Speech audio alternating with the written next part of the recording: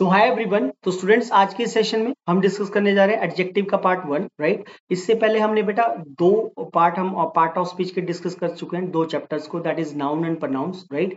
आज का जो टिपिकली सेशन रहेगा वो एडजेक्टिव के फंडामेंटल्स के ऊपर रहेगा कि एडजेक्टिव्स क्या होते हैं, इसकी क्या डेफिनेशन होती है, और एडजेक्टिव का एक एट्रीब्यूट हम डिस्कस करेंगे आज के सेशन में, that is degrees of adjectives. तो जब भी हम एडजेक्टिव की बात करते हैं तो एडजेक्टिव की जो डेफिनेशन होती है वो ये लिखी हुई है यहाँ पे, राइट। जैसे यहाँ पे बोल रहा है it is a qualifying word, ये एक क्वालिफाइंग वर्ड होता है, इसको क्वालिफायर बोलते हैं। और इसका मेन जो एट्रीब्यूट होता है वो होता है नाउन और प्रोनाउन को डिस्क्राइब करने का, right. So it is a qualifying word which describes the action of noun and pronoun. Basically noun का और प्रोनाउन का जो एट्रीब्यूट होता है उसको डिस्क्राइब करता है एडजेक्टिव। जैसे आपके सामने दो एग्जांपल यहाँ पे लिखे हुए हैं, Radhika is a good girl. So Radhika is a good girl, Radhika एक प्रॉपर नाउन है जिसका गुण बताया जा रहा है गुड के थ्रू, क्वालिटी को डिस्क्राइब कर रहा है गुड वर्ड यहाँ पे राधिका जो नाउन है, वो जो गर्ल है, ठीक है। सब्जेक्ट का जो कॉम्प्लीमेंट लिखा जा रहा है गर्ल साथ में, उसकी क्वालिटी को डिस्क्राइब कर रहा है यहाँ पे एडजेक्टिव गुड, राइट। सेकंड बोला Mohan is a dull boy, तो डल वर्ड के थ्रू हम उस बॉय की डिसक्वालिटी को बता रहे हैं कि जो मोहन है, जो सब्जेक्ट के कॉम्प्लीमेंट के तौर पे लिखा गया है कि मोहन एक डल बॉय है। अब जहां पे गुण है वहां पे अवगुण भी हो सकता है, जहां पे क्वालिटीज होती है वहां पे डिसक्वालिटीज भी होती हैं। दोनों ही एस्पेक्ट्स चलते हैं लाइफ में, ठीक है। जहां पे अच्छाई है वहां पे बुराई भी है, जहां पे सच होता है जहां वहां पे झूठ भी होता है, ठीक है जी। नेक्स्ट अगर हम आगे चले तो एडजेक्टिव्स यहाँ पे थोड़े से लिखे हो स्टूडेंट्स, आप देख सकते हो। जैसे गुड है, इंटेलिजेंट है, बैड है, डल है, हैंडसम है, ब्यूटीफुल है, ग्रीन है, बिग है, स्मॉल है। सपोज मेरे हाथ में कोई बॉटल है।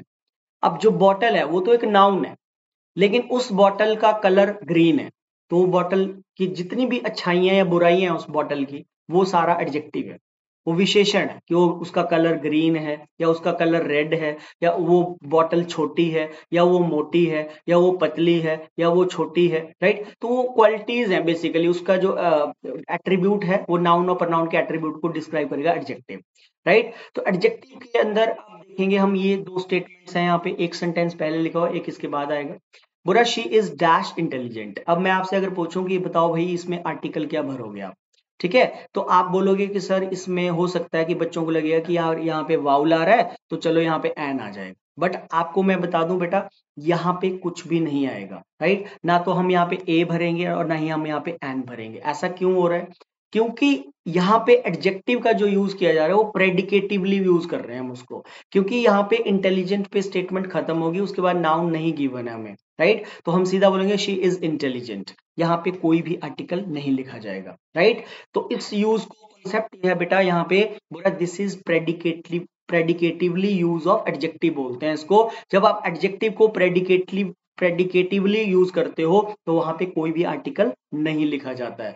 लेकिन सेकंड सेंटेंस अगर मैं बोलूं she is dash intelligent girl, अब इस सेंटेंस में और पिछला सेंटेंस दोबारा दिखा देता हूँ, यहाँ पे सेंटेंस इंटेलिजेंट पे खत्म कर दिया मैंने, लेकिन यहाँ पे मैंने साथ में क्या कर दिया, एक नाउन भी डाल दिया आपको। तो she is dash intelligent girl, तो यहाँ पे अब वाउल के अकॉर्डिंग आर्टिकल एन आंसर बनेगा, क्योंकि ये बेसिकली एडजेक्टिव का एक एट्रीब्यूटिवली यूज बोलते हैं इसको, प्रेडिकेटिवली यूज नहीं बोलते हैं, राइट। तो इसका कॉन्सेप्ट यहाँ पे लिखा हुआ है this is called attributively use of adjective.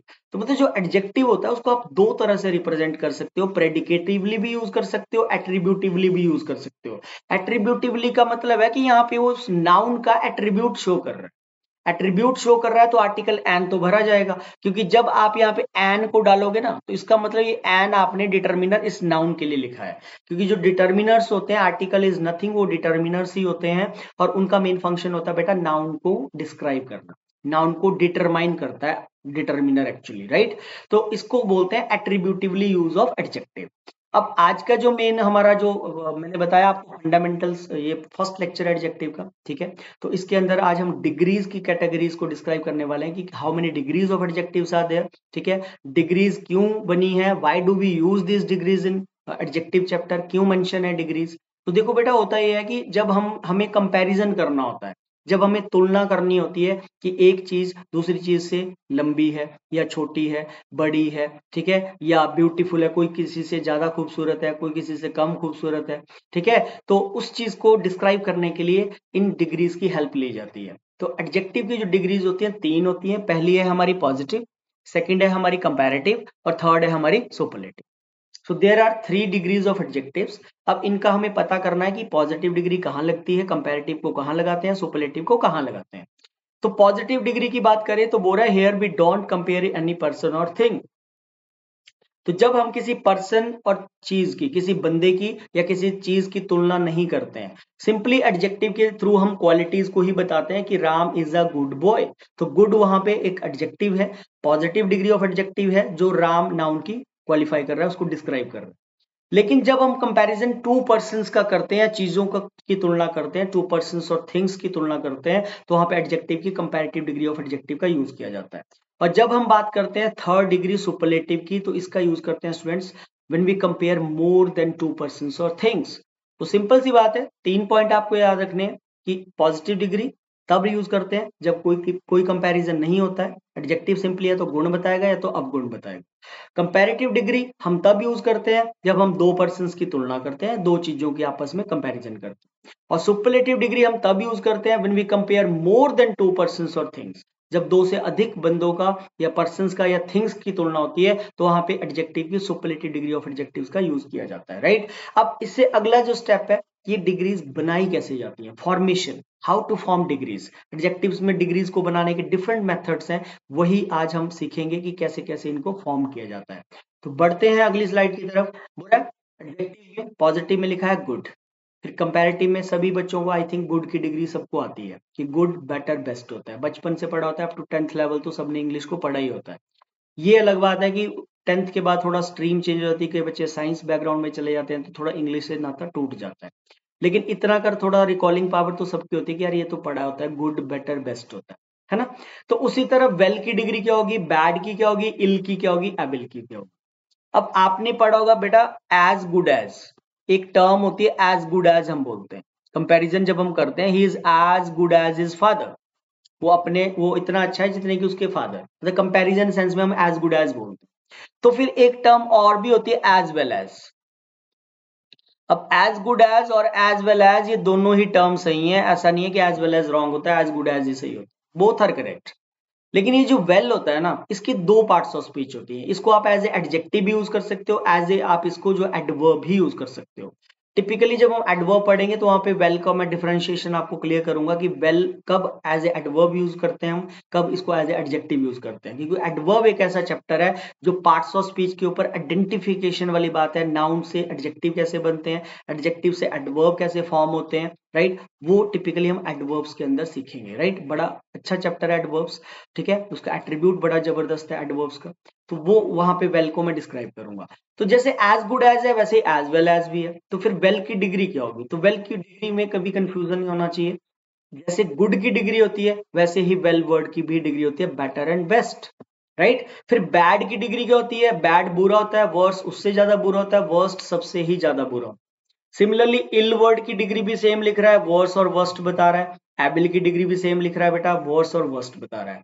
तो जैसे गुड और वेल की डिग्री सेम होती है, वैसे बैड, इल और एबिल, ये तीन वर्ड आपने हमेशा ध्यान रखने हैं, कंफ्यूजन क्रिएट करने के लिए एग्जामिनर इल का यूज करता है बैड की जगह, राइट। तो इल का मतलब तो आप सोचेंगे बीमार होता है, सर इल तो हमने सुना बीमार होता है, बिल्कुल होता है।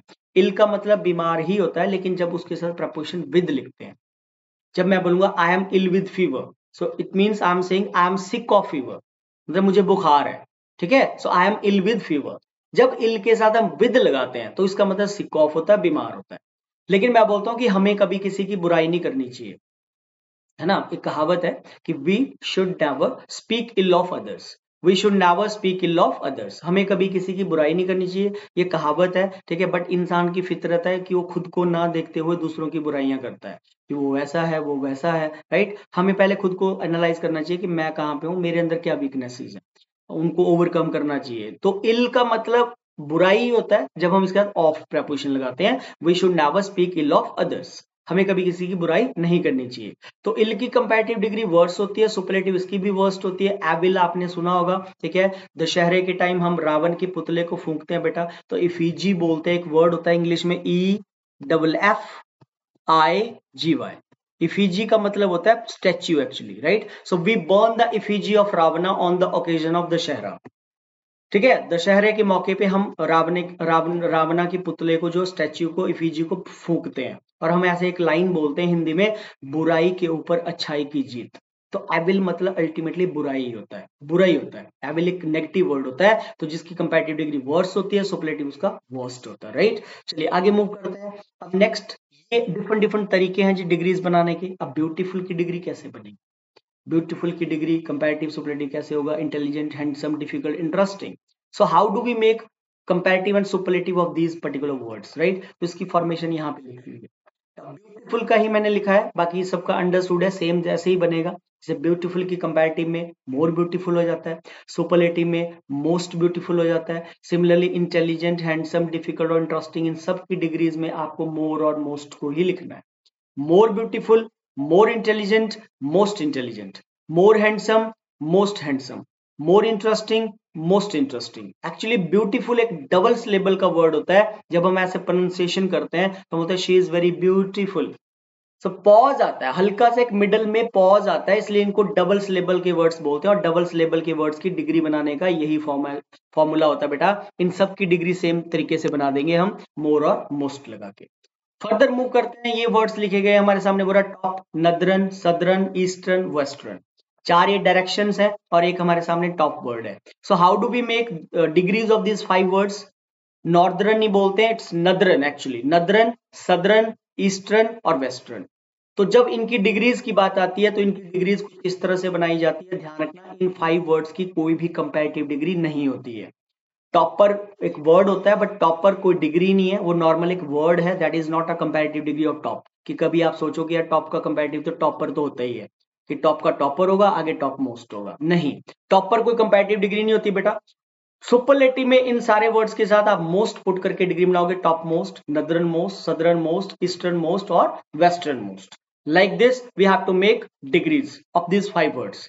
नेक्स्ट, ये जो वर्ड्स लिखे हैं, टॉल है, स्मॉल है, शॉर्ट है, शार्प है, इजी है, वाइज है, फनी है, हाई है। फिर आगे कुछ और वर्ड्स भी है, ग्रेट है, क्विक है, फास्ट है, पुअर है, रिच है, यंग है। इनकी डिग्रीज कैसे बनाई जाती है? इनके कंपैरेटिव में बेटा ER को लिखा जाता है, और इनके सुपरलेटिव में आपको क्या लिखना है? EST।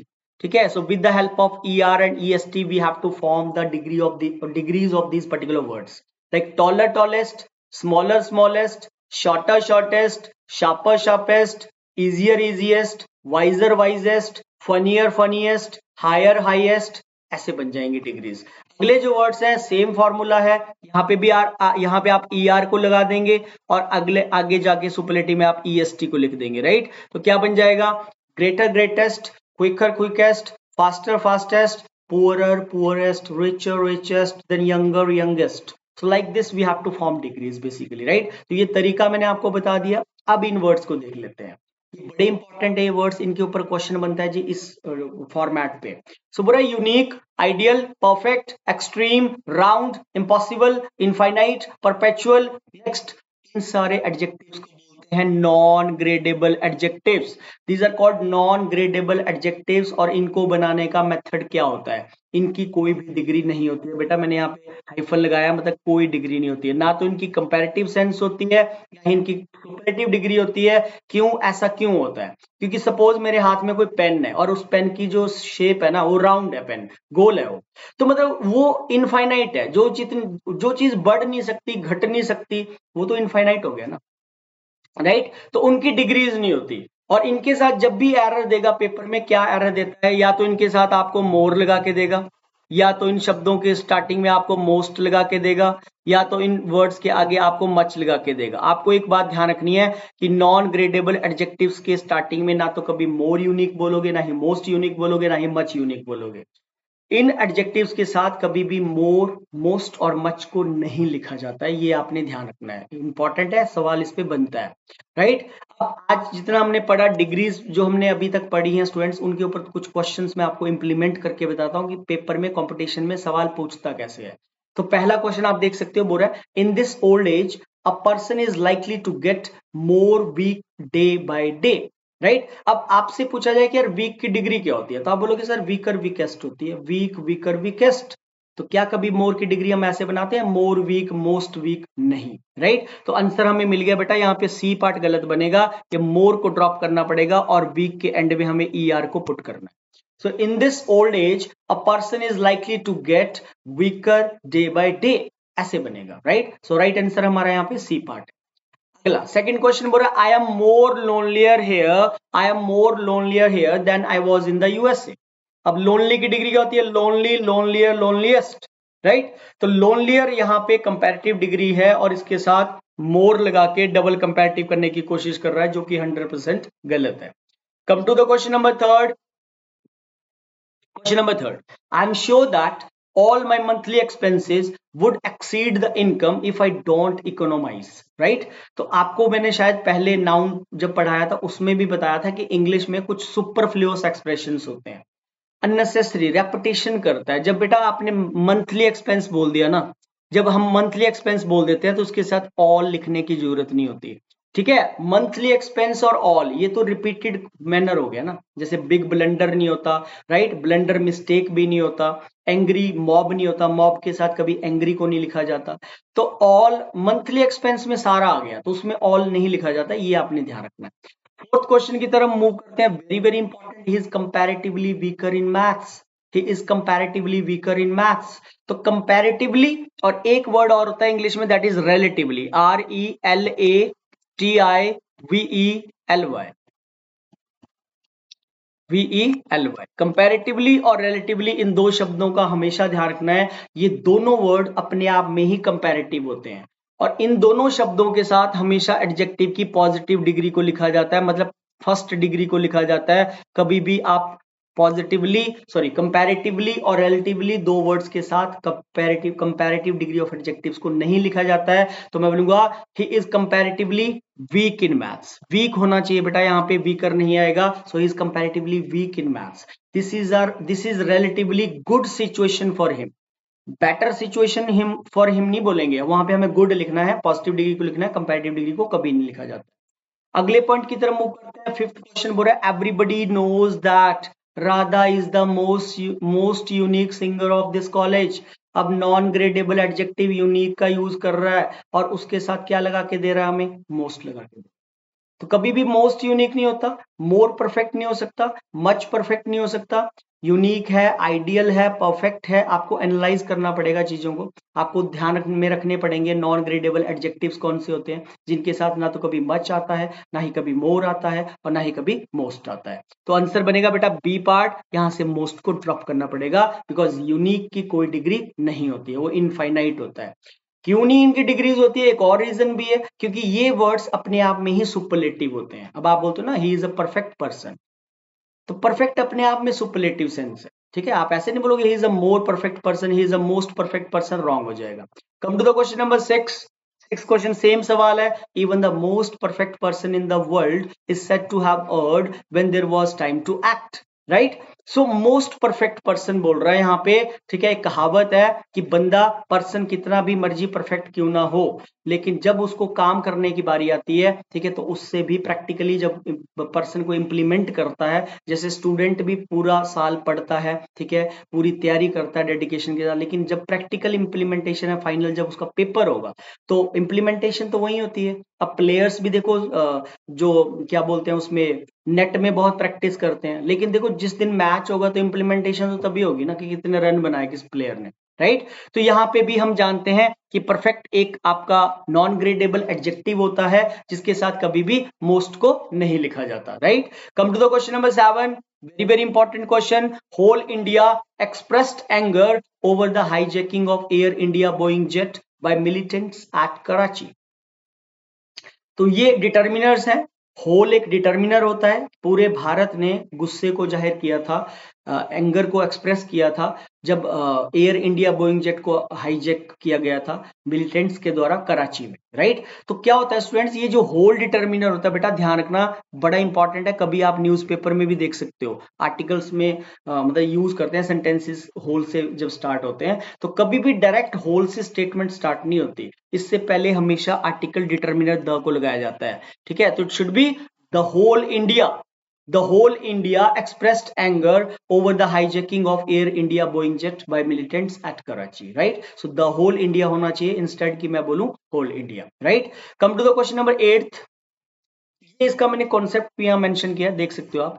बोल रहा है होल और ऑल ठीक है, before whole and all we use article the लगता है, होल और ऑल प्लस नाउन हो तो आर्टिकल द लगाते हैं। तो जैसे बुरा ऑल के साथ भी लगता है लेकिन ऑल के बाद में लगाते हैं एक्चुअली, ठीक है, होल से पहले लगाते हैं, ऑल के बाद में लगाते हैं। बुरा ऑल द मेंबर्स, अभी आप देख सकते हो ऑल के बाद देखो यहाँ नाउन आ रहा है, मतलब मेंबर्स यहाँ पे नाउन है तो हमने आर्टिकल दे दिया, all the members of my family are out of station.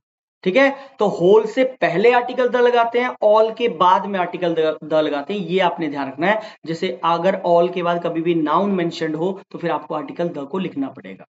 लेकिन यहां पे ध्यान रखना ऑल और होल के बाद ऑफ भी लगता है, ठीक है, अगर आगे जो है प्रोनाउन, ऑल और होल के बाद जो है ऑफ भी लगाते हैं अगर आगे प्रोनाउन है। जैसे हम बोलते हैं all of us, all of you, all of them, तो ऑफ आ रहा है, अगर ऑफ प्रपोजिशन आए तो फिर आगे प्रोनाउन हो और हिज यहाँ पे प्रोनाउन है तो फिर आपको ऑफ लगाना पड़ेगा। ऑल के बाद हमेशा ऑफ आता है अगर अगला वर्ड प्रोनाउन हो, ऑल के बाद हमेशा द आता है अगर अगला वर्ड नाउन हो, राइट, और होल से पहले द लगाते हैं। जैसे ये एरर एक बार सवाल आया था पेपर में, बोला all his answers were correct, ये गलत था, तो सही कैसे होगा, all of his answers were correct would be the right answer.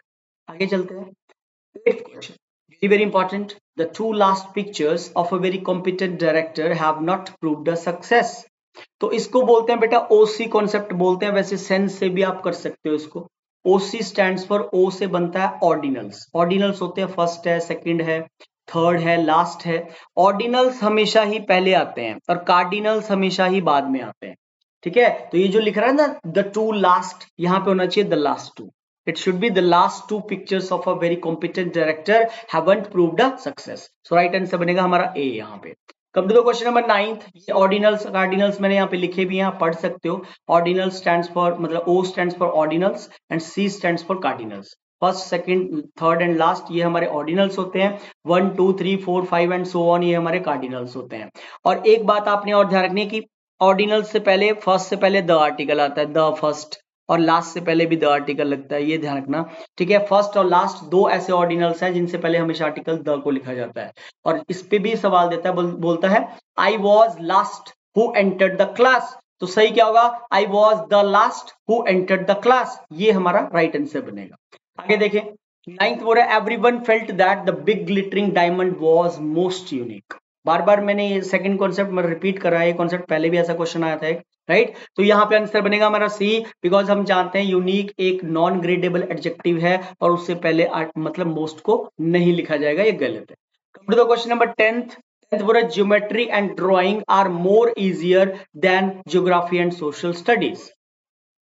अब यहाँ पे ये जो लिख रहा है ना इजी, इजी की डिग्री क्या होती है, इजी, इजियर, इजीएस्ट, तो यहाँ पे बी पार्ट गलत बनेगा बेटा, यहाँ पे मोर को आपको ड्रॉप करना पड़ेगा, because easier itself he comparative degree of adjectives होती है।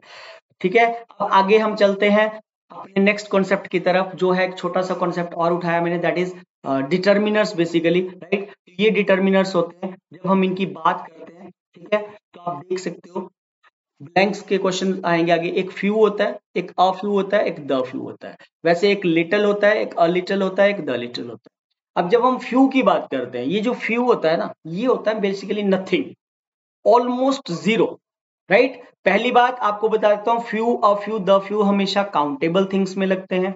फ्यू का मतलब ऑलमोस्ट जीरो होता है जब कोई चीज न के बराबर होती है। जैसे मान लो हमारी एक क्लास है और इस क्लास में 50 बच्चे ऑफलाइन क्लास लगाने आते हैं, सपोज एग्जांपल दे रहा हूं, 50 स्टूडेंट्स का एक बैच है और वो बच्चे डेली क्लास लगाने आते हैं। किसी दिन बहुत बारिश पड़ेगी, भाई इतनी बारिश पड़ेगी कि इंस्टीट्यूट में आना मुश्किल हो गया, लेकिन फिर भी एक या दो बच्चे यहाँ पे क्लास लगाने पहुंच गए। हमारे बैच की स्ट्रेंथ थी 50 बच्चों का एक बैच है और क्लास लगाने पहुंचे एक या दो, राइट। रीजन बन गया बारिश बहुत पड़ गई, तो फिर वहां क्या लगाएंगे, मैं बोलूंगा the class was cancelled today because there were dash students in the class. अब 50 स्टूडेंट्स का बैच है, इस संख्या के आधार पे देखें तो एक दो ही बच्चे आए तो क्लास लगने के चांस नहीं है, कैंसिल होने के चांस है। तो मतलब ये जो एक दो आए ना, इन 50 में से इनकी कोई वैल्यू नहीं है, ये न के बराबर में चलेंगे, नेगेटिव सेंस में चलेंगे, राइट। तो बोलूंगा the class was cancelled today because there were only few students in the class, तो वहां पे फ्यू भरेंगे हम, राइट। लेकिन अगर यहाँ पे मान लो 8 या 10 बच्चे आ जाते हैं, 8 या 10 बच्चे आ जाते हैं तो फिर सेंस चली जाती है पॉजिटिव, तो उसका मतलब होता है सम, समथिंग कुछ है, सम पॉजिटिव में लेते हैं, नेगेटिव में नहीं लेते हैं। So there are a few students in the class, तो फिर वहां पे भरेंगे हम अ फ्यू को। और फिर तीसरा डिटर्मिनर है हमारे सामने द फ्यू, और द फ्यू का मतलब होता है बेटा एवरीथिंग, ऑल, सारा, जितना भी है सारा, राइट। तो एग्जाम्पल यहाँ पे मैंने स्टार्टिंग में दे दिए एग्जाम्पल, जैसे पहला सेंटेंस ये बोल रहा है, सेकंड ये बोल रहा है, थर्ड ये बोल रहा है, तो बोल रहा है आई हैव फ्यू बुक्स। जब आपने ये बोला ना आई हैव फ्यू बुक्स, तो इसका मतलब आप बोल रहे हो I don't have any book, I have no book. तो जो नो और डोंट हैव हम बोलते हैं ना, उसका ऑल्टरनेट डिटर्मिनर में फ्यू है, क्योंकि बुक्स काउंटेबल है, तो फ्यू और फ्यू द फ्यू काउंटेबल के लिए लगाते हैं, ये बात भी ध्यान रखना। जब स्पीकर ये ऐसे बोल रहा है कि I have a few books, तो इसका मतलब वो बोल रहा है कि I have some books, right. और जब आपने बोला कि I have the few books that I had, तो दैट आई हैड से पकड़ लेना है, दैट आई हैड मतलब जितना मेरे पास था, ठीक है। So I have the few books that I had, right. या आप बोलते हो आई हैव सोल्ड लिख देता हूं, यहाँ पे सेंस नहीं बन रही थोड़ी सी, ठीक है, तो सोल्ड आप लिख लो यहाँ पे, I have sold the few books that I had, मतलब जितनी किताबें मेरे पास थी वो मैंने सारी बेच दी। अब यही कॉन्सेप्ट आपका इस पे भी चलता है, लिटिल लिटिल द लिटिल पे भी चलता है बेटा, ठीक है। तो तीन वर्ड होते हैं, तीन डिटर्मिनर होते हैं। अब आपने मनी, मैंने आपको नाउन में भी बताया था कि जो मनी वर्ड होता है ये अनकाउंटेबल होता है। जब आप ऐसे बोलते हो आई हैव लिटिल मनी, तो इसका मतलब you are saying I have no money, I don't have any money, zero sense में पैसा है आपके पास। मनी अनकाउंटेबल होता है, ध्यान रखना। Little, a little, the little हम लगाते हैं अनकाउंटेबल में। सपोज एक पानी का गिलास है और इसमें इतना सा पानी पड़ा है, राइट, तो ये लिटिल वाटर है। इसमें थोड़ा सा पानी मैं बढ़ा दूं तो फिर ये सम है, अ लिटिल वाटर हो जाएगा, और इसको पूरा फुल कर दूं तो फिर ये हमारा द लिटिल हो जाएगा, right. So I have little money, it means I have almost zero money, I have no money, I don't have any money. But if I say I have a little money, इसका मतलब मेरे पास कुछ पैसा है। जैसे few का मतलब zero होता है, नथिंग होता है, अ फ्यू का मतलब समथिंग होता है, द फ्यू का मतलब एवरीथिंग होता है। वैसे little, a little, the little भी सेम होते हैं, सिर्फ क्वांटिटी में आपको इनको ही लगाना है। जब अनकाउंटेबल की बात होती है तो little, a little, the little का यूज करें। जब काउंटेबल की बात होती है तो few, a few, the few का यूज करते हैं। तो देखते हैं इनके ऊपर कुछ एग्जांपल्स करके देखते हैं बेटा। पहला क्वेश्चन बोल रहा है I know dash of everything. ऐसे आपको भरने को आते हैं पेपर में कि भर के बताओ, यहाँ पे फ्यू आएगा, अ फ्यू आएगा, लिटिल आएगा, द लिटिल आएगा। बंदा बोल रहा है मैं जानता हूं। ऑफ आ गया, ऑफ आ गया तो एवरीथिंग मतलब सारा। तो आप क्या बोल रहे हो कि सारे में से आपको सारा आता है, एवरीथिंग ऑल हो गया, सारा हो गया, तो द लिटिल भरोगे तो द लिटिल मतलब ऑल ही होता है, तो ऑल में से ऑल तो किसी को कुछ आ नहीं सकता। तो फिर ऐसे क्यों बोलते हैं हम कि नोबडी इज परफेक्ट, ठीक है, कोई भी परफेक्ट नहीं है। मतलब अगर आप ऐसे बोलो कि I know the little of everything, इसका मतलब आप ये बोलो कि मुझे सारे में से, सब में से सब आता है, और सब में से सब किसी को आ नहीं सकता, ठीक है। ह्यूमन बींग्स कभी परफेक्ट हो नहीं सकते, मतलब सब में कमियां होती हैं, वीकनेसेस सब में होती हैं, राइट। तो अगर आप ऐसे बोलते हो I know little of everything, तो इसका मतलब आप बोल रहे हो कि मुझे सारे में से कुछ भी नहीं आता।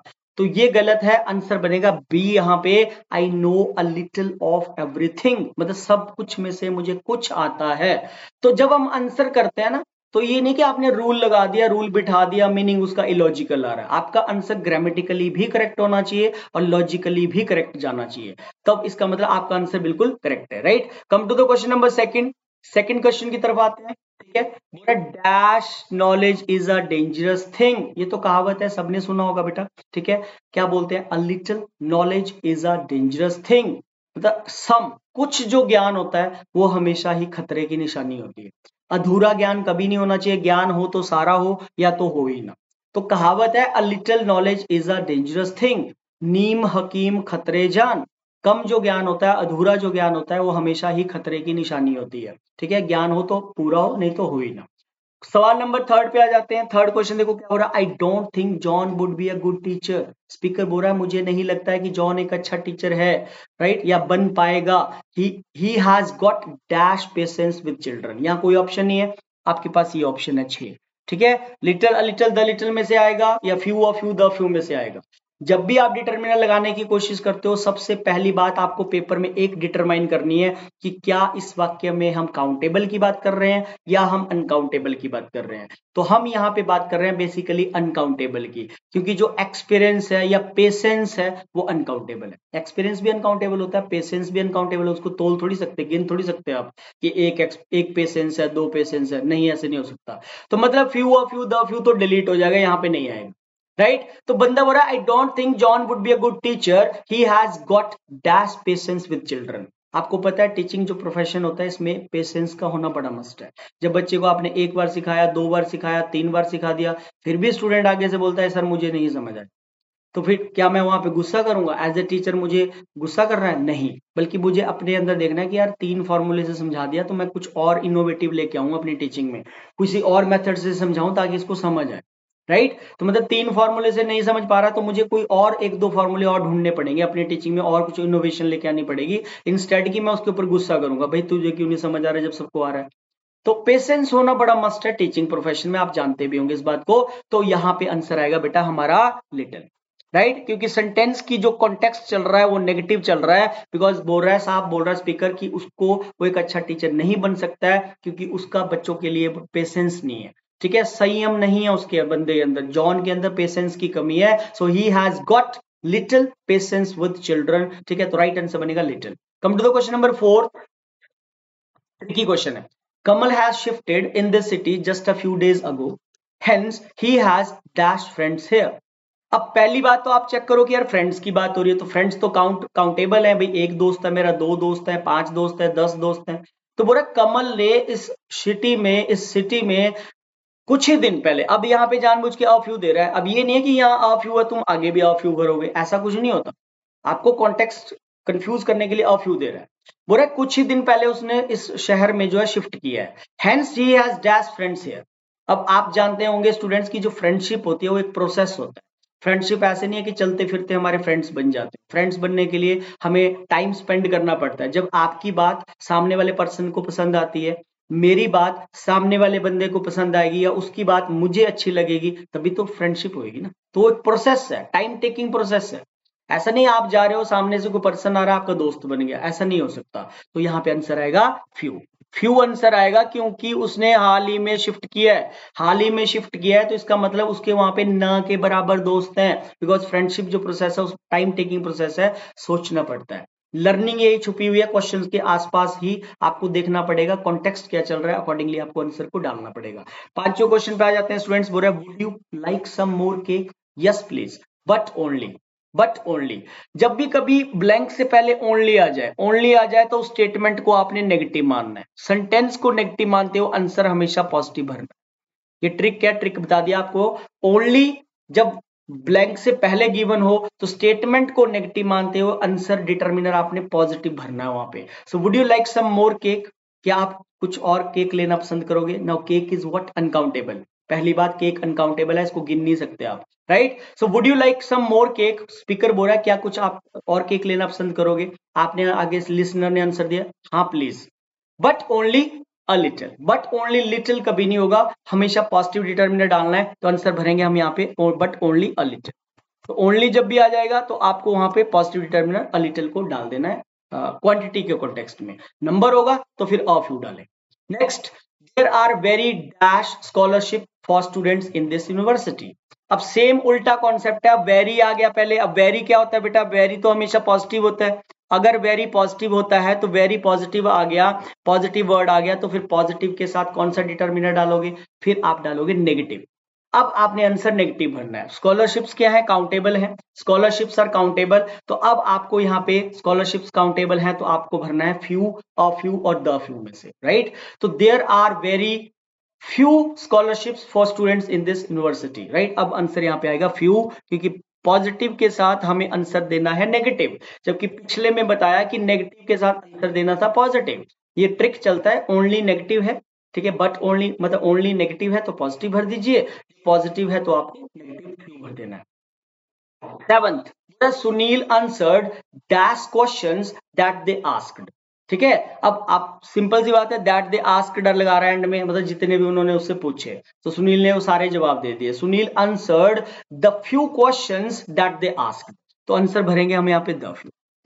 राइट, क्योंकि मैंने आपको एक ट्रिक बता दिया कि कभी भी स्टेटमेंट के एंड में ऐसे आ जाए ना, दैट दे आस्क्ड या दैट आई हैड या दैट शी हैड, मतलब दैट शी हैड मतलब जितना उसके पास था वो सारा, दैट आई हैड मतलब जितना मेरे पास था वो सारा, तो मतलब वो ऑल का सेंस होता है। तो ऑल का सेंस जब मिलेगा तभी आप द फ्यू और द लिटिल को हाथ डालें। राइट, क्वांटिटी में द फ्यू, क्वेश्चंस काउंटेबल है तो द फ्यू लगा दिया मैंने यहाँ पे। राइट, उसके बाद नेक्स्ट वो रहा आठवां। अब थोड़ा सा बदल दिया, इस क्वेश्चन को देख लो, यहाँ पे ब्लैंक के बाद ऑफ नहीं आ रहा, लेकिन यहाँ ब्लैंक के बाद ऑफ डाल दिया। राइट। क्वेश्चन अभी हाल फिलहाल किसी पेपर में आया था, Sunil answered dash of the questions. अब ये जो ऑफ होता है ना, और द देखो कहां लगा रहा है, द होता है डेफिनेट, द आर्टिकल डेफिनेट होता है, तो मतलब ये टोटल बना, ऑफ के बाद ये टोटल है सारा, ठीक है।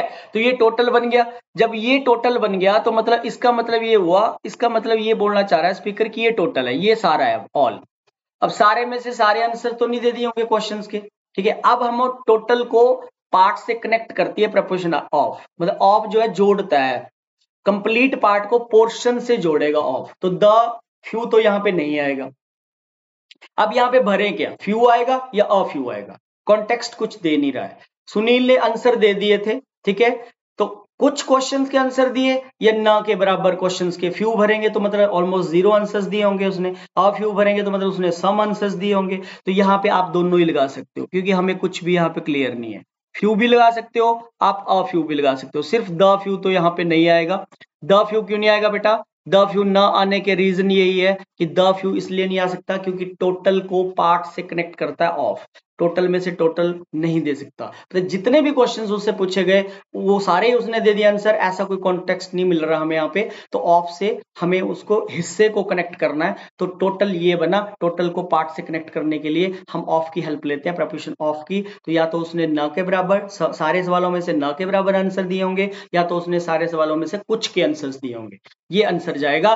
तो क्योंकि यहाँ पे कॉन्टेक्स्ट नहीं दे रहा है, लेकिन इस सवाल में अगर मैं इसको थोड़ा सा बदल दूं, अगर मैं यहाँ पे लिख दूं सक्सेसफुली, ठीक है, अगर मैं इस क्वेश्चन में 8वें क्वेश्चन में थोड़ी सी तब्दीली कर देता हूं, यहां पे मैं लिख देता हूं Kamal successfully, Kamal successfully answered, successfully SUCCESSFULLY, right. अगर मैं ये वर्ड डाल देता हूं ना कमल सक्सेसफुली आंसर्ड, तो फिर फ्यू नहीं आएगा, फिर सिर्फ फ्यू आएगा। फिर अगर मैं सक्सेसफुली वर्ड डाल देता हूं तो फिर यहां पे मुझे पॉजिटिव वो कॉन्टेक्स्ट दे रहा है, अब एग्जामिनर पॉजिटिव कॉन्टेक्स्ट दे रहा है, क्योंकि सक्सेसफुली वर्ड से हमें पॉजिटिविटी का एक कॉन्टेक्स्ट मिल गया। Kamal Sunil successfully answered a few of the questions, मतलब सारे में से कुछ के उसने सक्सेसफुली आंसर दे दिए, क्योंकि ये कॉन्टेक्स्ट दे रहा है, पॉजिटिव कॉन्टेक्स्ट दे रहा है। लेकिन अगर सीधा सवाल हो Sunil answered dash of the questions that they asked, तो फिर फ्यू और अ फ्यू, अगर दोनों वाली बोथ वाली ऑप्शन होगी उसको आप मार्क कर सकते हो। तो चीज को थोड़ा सा घुमाया जा सकता है, ठीक है। तो आज के इस फर्स्ट सेशन में स्टूडेंट्स हमने जो डिस्कस किया वो यही करा है, ठीक है। सिर्फ हमने डिग्रीज करा, ठीक है, डिग्रीज ऑफ एडजेक्टिव्स मैंने बताई आपको कि कितनी होती हैं, ठीक है, और उनके ऊपर एरर्स थोड़े से आपको इंप्लीमेंट करवा दिए। पार्ट 1 फंडामेंटल्स का था, पार्ट 2 कंप्लीटली इसका डिटर्मिनर्स पे और क्वेश्चंस करेंगे प्रैक्टिस, इसके एरर की फॉर्म में करवाऊंगा, जो हमने आज करे ना ब्लैंक्स, फ्यू द फ्यू जो भरे, इसके मैंने 30 क्वेश्चंस आपको एरर के भी प्रैक्टिस करवाने, क्योंकि बड़े इंपॉर्टेंट है। अभी इसमें हम और भी करेंगे, ईच कहाँ पे लगता है, एवरी कहाँ पे लगता है, ये भी डिटर्मिनर्स है, ऑल है, बोथ है, होल है, थोड़ा थोड़ा मैंने आपको हिंट बता दिया। लेकिन पार्ट 2 में हम थोड़ा इसके एक्सेप्शंस वाले पार्ट करेंगे, एक्सेप्शनल जो केसेस एडजेक्टिव्स के, राइट, वो सारे उस पे रहेगा हमारा पार्ट 2, राइट। तो आज के सेशन में इतना रहेगा। Thank you very much, take care, see you, thanks a lot.